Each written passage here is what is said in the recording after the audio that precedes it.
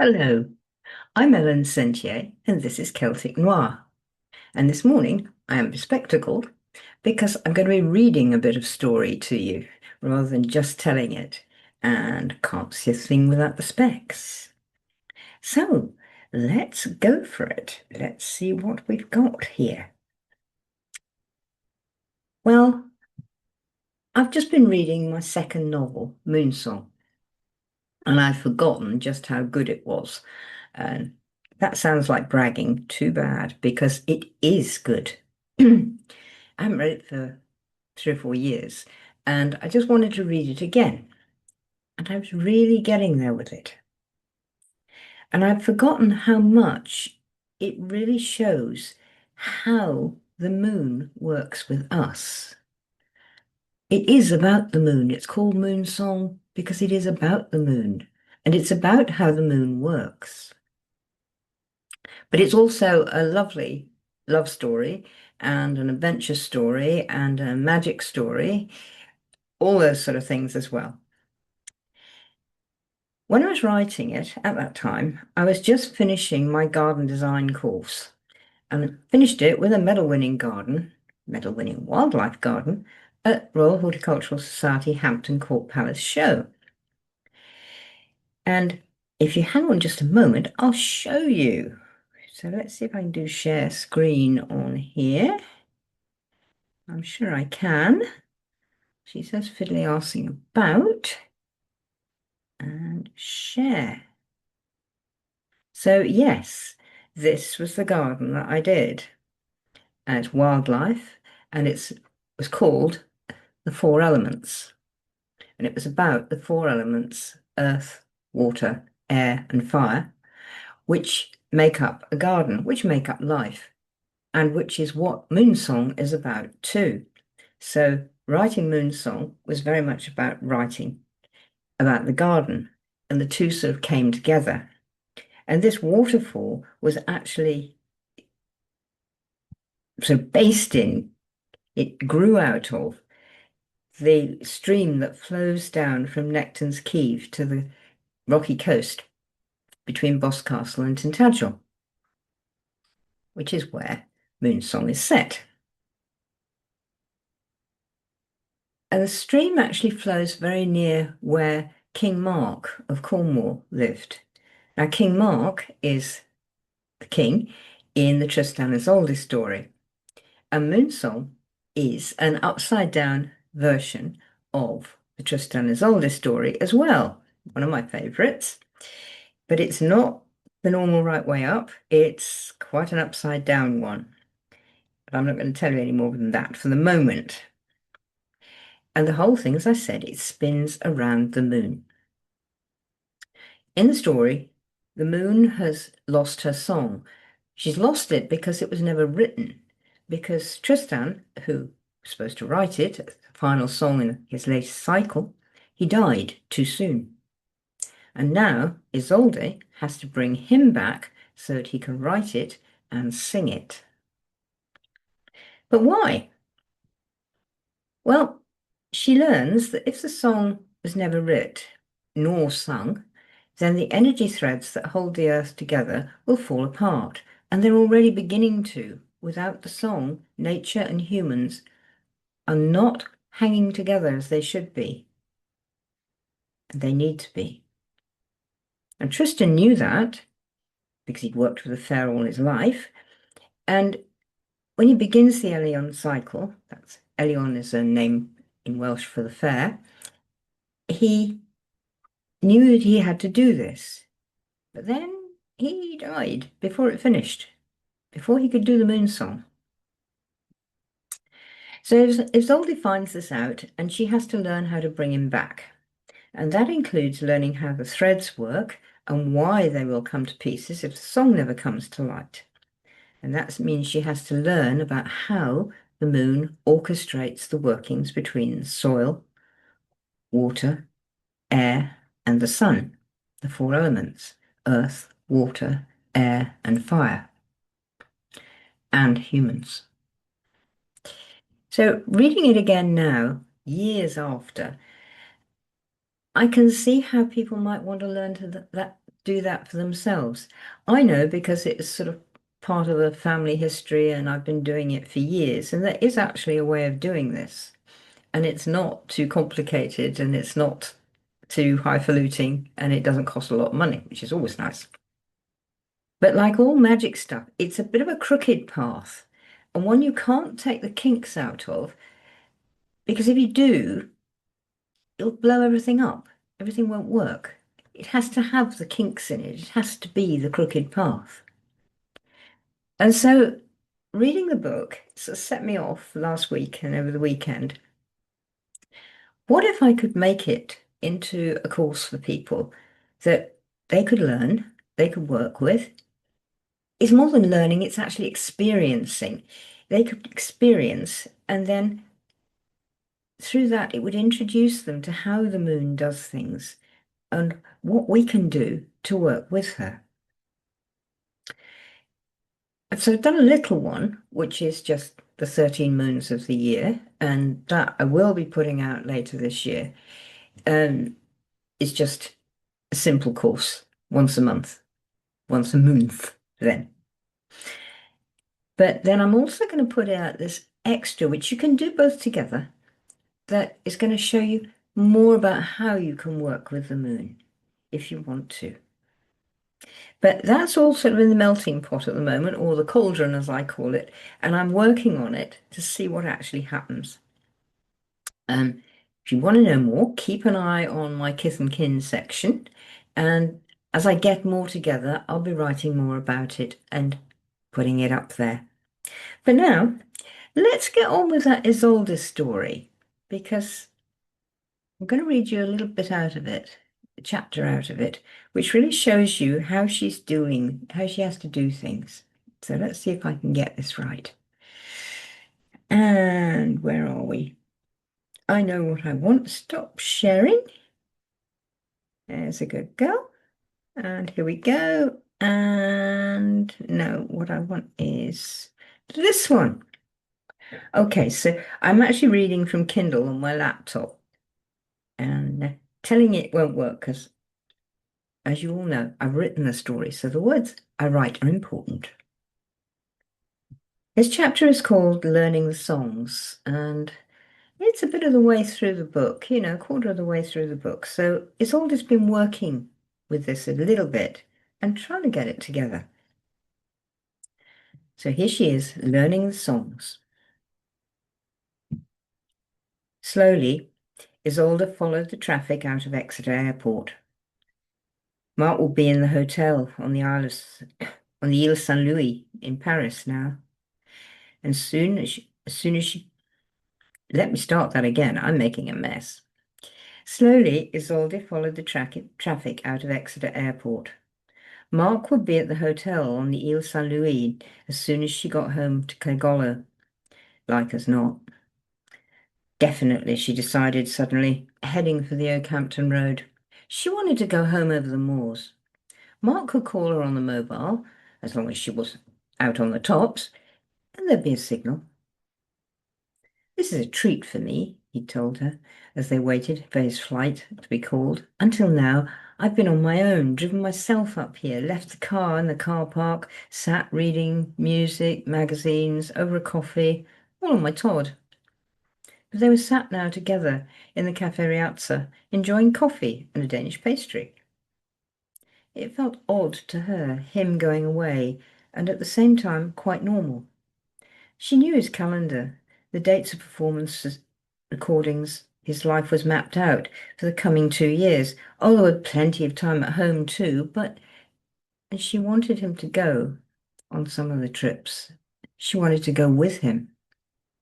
In fact, there was a semi-journalistic idea growing on the back burner of her mind about a series of articles on musicians, their traveling, international performances. She tried it out on Mickey over the phone. He'd thought it would be a runner. Said try it out on the fixtures editor, the paper. But she was in no hurry yet to be gone from Cairgollo, with all that was happening between worlds. She wanted to be there and get back. And the slow way over the moors, something was calling her. I don't think I'll stop off at the bookshop, she told Mark as they finished their coffee. Doesn't feel right. What about Darshan? I'll tell him. He'll understand. Say I need to get on home. Do you? Mark eyed her, knowing he could tell there was something else. Isolde rolled her eyes and quirked a smile. You know me too darn well, she squeezed his fingers. I think, I think I may go home over Dartmoor. Not decided yet. I'll see where the car takes me. You can call me on the mobile when you get there. Mark sighed. You'll love the hotel when I ever get you there. I think it's on the site of the building Bacon lived in when he lived in medieval Paris. Isolde laughed. You are an incurable romantic, told him. And you're throwing out lures to me. He knew Bacon was one of her favourites. I am so, he laughed back, mimicking her accent. I'll come, I will, but not now. There's too much going on and my head feels full of mush about most anything except this wretched song. Yeah, I know. I have to keep myself focused. Good job you know what goes on down there, then, Isolde snorted. I've got to learn my part, and everything that goes with it, Mark added. Dartmoor opened up around Isolde. She saw the lay-by and drove straight into it, the car jouncing a bit on potholes. It was right at the top of the hill. Everywhere went downhill from there, except for the mass of the Tor off to her left. She got out and stood looking at it. A chill wind whipped round her, catching her scarf and blowing it tight over her face, and she felt herself begin to choke, grabbed at the silk and pulled it away. Then she really did have a fright. All around her were a mass of little folk, just like out of the Victorian fairy painters' minds. They stood around her in a circle, grinning, their little sharp-pointed teeth shining white in the dull light under the purple cloud that had suddenly come up. Isolde froze to the spot. "'Tis her," the oldest and ugliest of the gnomes told his compatriots. So 'tis," several agreed. "And she don't know what she be doing." There were chuckles all round at this. "Is we be going to tell her then, Maester?" said one of the others. "Do you think we should then, folk?" the old one asked generally. "I thinks we should," one old dame with very long teeth said as she reached out to touch the cloth of Isolde's trousers. That unfroze Isolde. She let out a scream and jumped back, only to find herself amongst even more of the gnomish creatures. They hung onto her trousers, her coat. A couple of the little ones swung from her sleeves. One climbed on her shoulders and sat pulling her hair. Trying to get control of her breath, Isolde managed, "What? What is it? What do you want?" Suddenly, there was silence.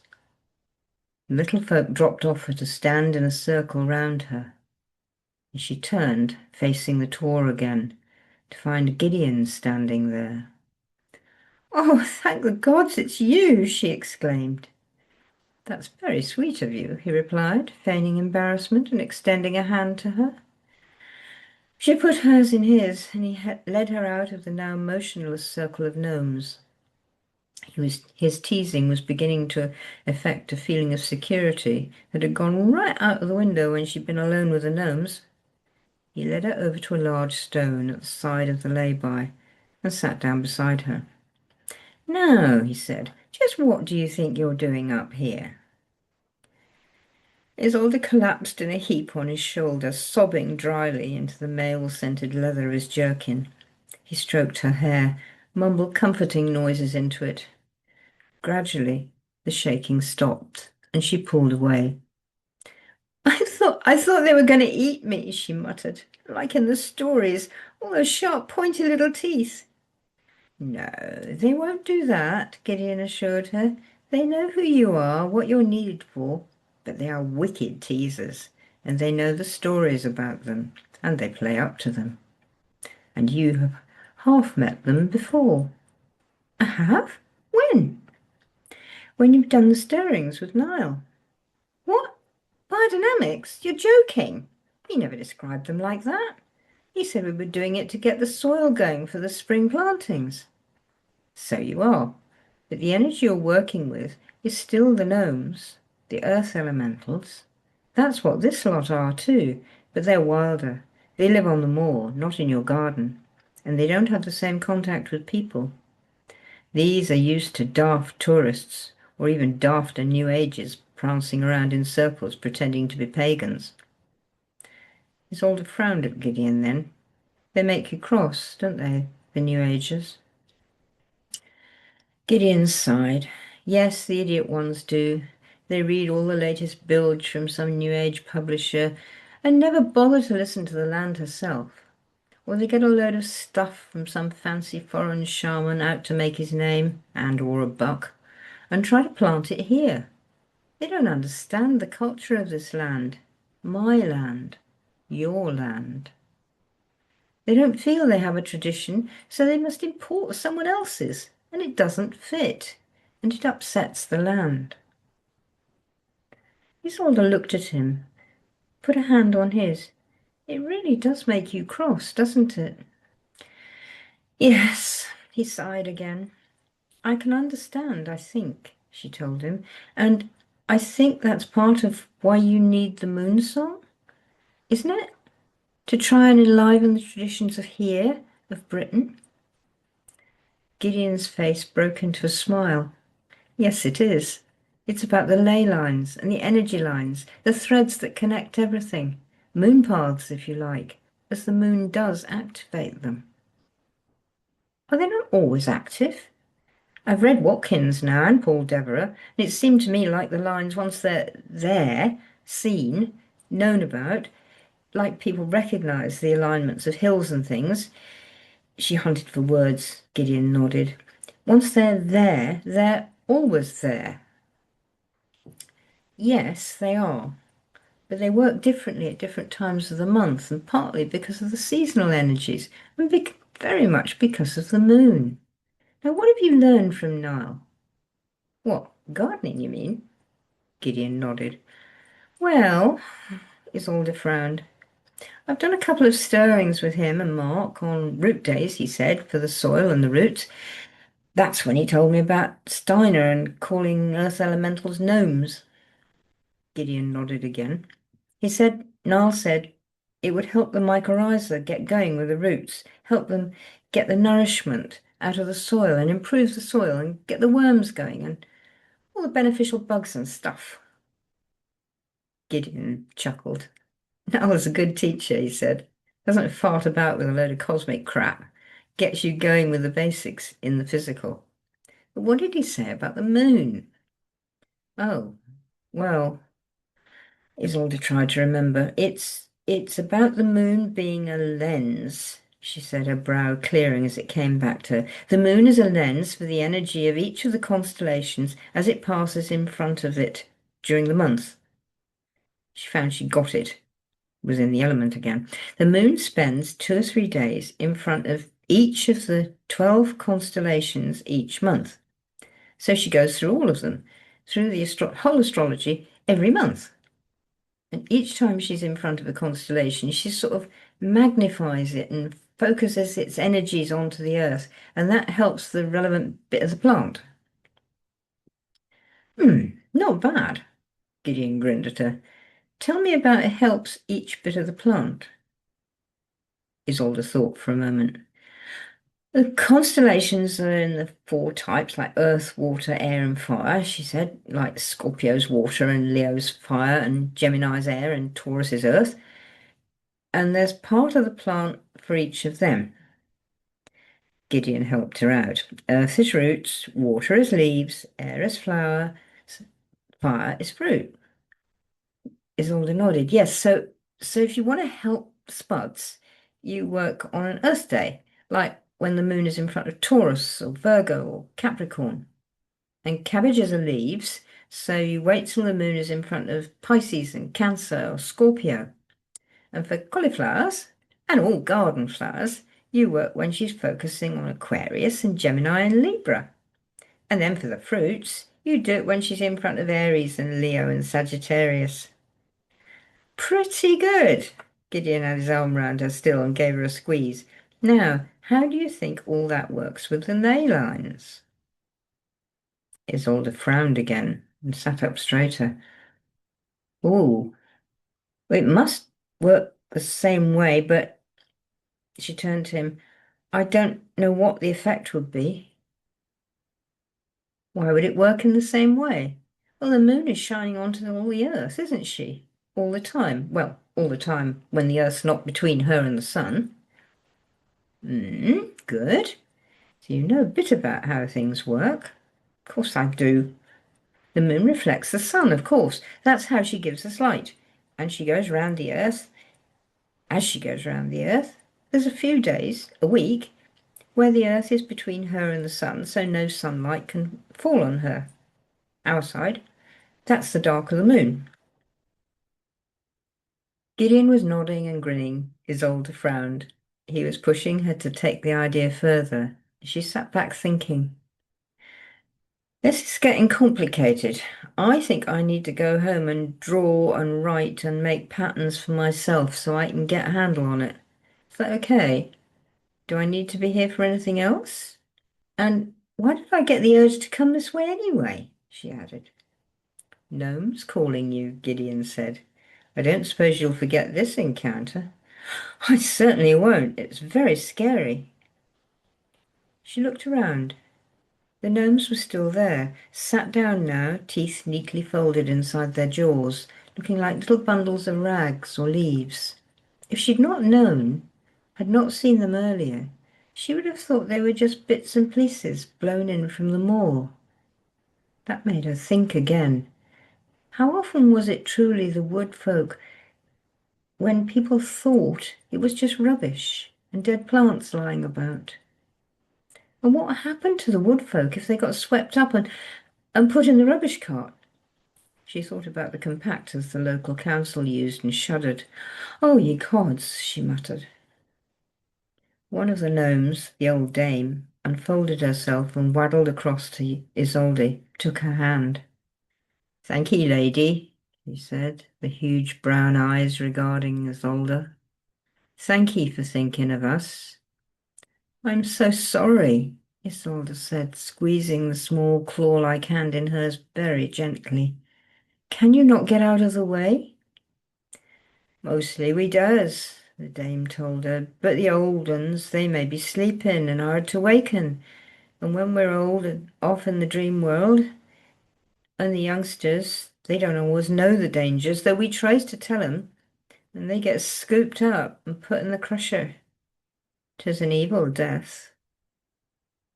Isolde shuddered again. I'm so sorry. We're an ignorant species, we humans. We think we know best all too often.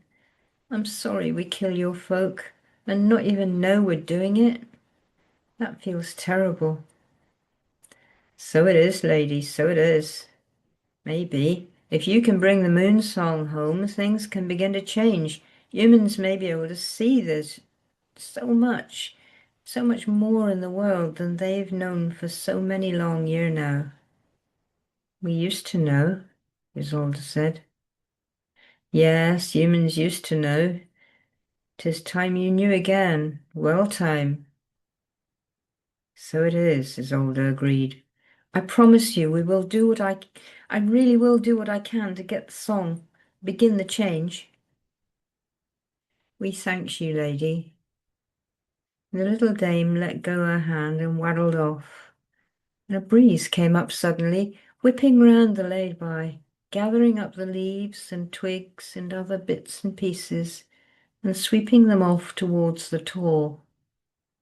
In moments the place was new-swept and clear. Isolde stared.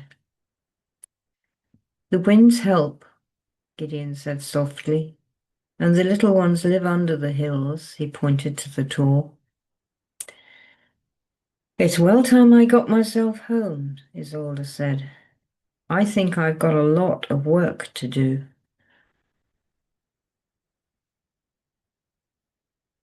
So there you are, just a little chapter about Isolde learning how she's going to help all the little folks, the little ones, all the wood folk. Well, that's it for this week. I'm going to leave you with Moonsong and the thought that I'm getting something together for you all so you can have a go at it yourself. But have a Read a Moon song yourself as well. I didn't realize how much I was enjoying it. I'll see you on the other side.